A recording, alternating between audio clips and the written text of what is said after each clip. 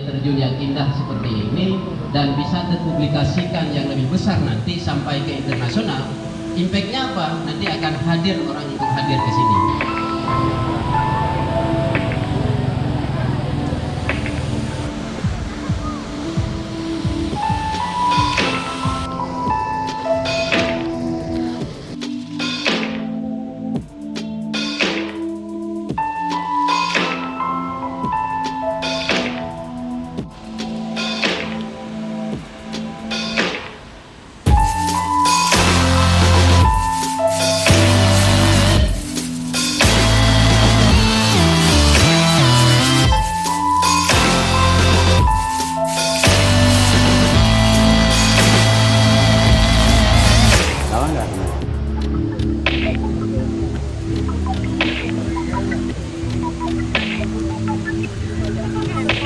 Iya, oke.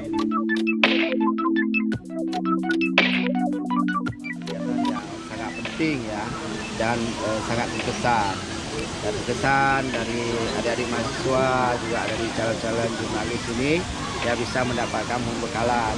Kadang-kadang selama ini jagonya dia itu adalah menulis, tapi bagaimana membuat tentunya, bagaimana dengan alamnya, bagaimana, nah ini saya pikir sangat penting ya. Kemah ini kita saling share ya, saling belajar di antara para wartawan ya, wartawan mahasiswa, itu sangat penting menurut saya, dan mudah-mudahan ini bisa dilaksanakan lagi ke tempat lain ya, dengan menambah lagi peserta-peserta.